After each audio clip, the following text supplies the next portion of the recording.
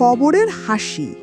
গ্রামের শেষে যে পুরনো কবরস্থানটা ছিল তার পাশ দিয়ে রাতে হাঁটতে করিম সাহেবের গা ছমছম করত।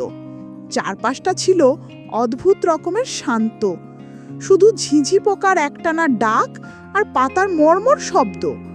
রাতটা ছিল তারায় ভরা, আর মস্ত বড় একটা চাঁদ আকাশে ঝুলেছিল।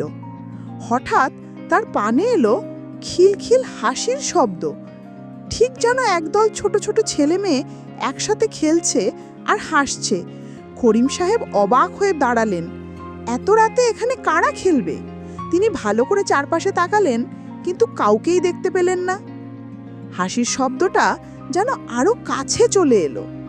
এবার একটা মিষ্টি কিন্তু শীতল কণ্ঠ তার নাম ধরে ডাকলো, করিম, আমাদের সাথে খেলবে? করিম সাহেবের বুকের ভেতরটা ধড়াস করে উঠল। গলার স্বরটা আসছে কবরগুলোর ভেতর থেকে। তিনি আর এক মুহূর্তও দাঁড়ালেন না, প্রায় দৌড়াতে শুরু করলেন।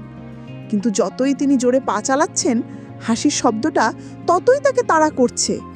মনে হচ্ছে একদল অদৃশ্য শিশু শুরু করেছে তার সাথে দৌড় প্রতিযোগিতা। কবরস্থানের প্রায় শেষ মাথায় এসে তিনি হুমড়ি খেয়ে পড়লেন। মাটিতে পড়ে গিয়ে তার চশমাটা ছিটকে গেল। চশমাটা খুঁজতে গিয়ে তার চোখ পড়ল সামনের একটা নতুন মাটির ঢিবির ওপর। চাঁদের উজ্জ্বল আলোয় তিনি স্পষ্ট দেখলেন সেই মাটির ঢিবির ওপর থেকে একটা ছোট্ট হাত বেরিয়ে আছে। নরম কচি আঙ্গুলগুলো তাকে ইশারায় ডাকছে, যেন বলছে, এদিকে এসো, খেলা এখনো বাকি। করিম সাহেবের গলা দিয়ে কোনো চিৎকার বেরোলো না। তার শরীরটা যেন জমে পাথর হয়ে গেছে।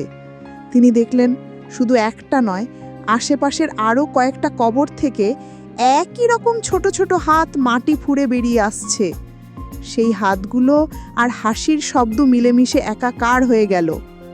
করিম সাহেব অনুভব করলেন অদৃশ্য কোনো শক্তি তাকে মাটির দিকে টেনে নামাচ্ছে। তার শেষ স্মৃতি ছিল একদল শিশুর রঙিন ছায়া মূর্তি, যারা তাকে ঘিরে ধরে খিলখিল করে হাসছিল। পরদিন সকালে গ্রামের লোকজন করিম সাহেবকে খুঁজতে বেরোলো। তারা কবরস্থানের শেষ মাথায় সেই নতুন কবরের পাশে তার এক পাটি জুতো আর চশমাটা খুঁজে পেল। কিন্তু করিম সাহেবের আর কোনো চিহ্ন ছিল না। গ্রামের কেউ কেউ বলে, এখনো যদি কোনো চাঁদনি রাতে ওই কবরস্থানের পাশ দিয়ে যাওয়া যায়, তাহলে নাকি শিশুদের হাসির শব্দ শোনা যায়।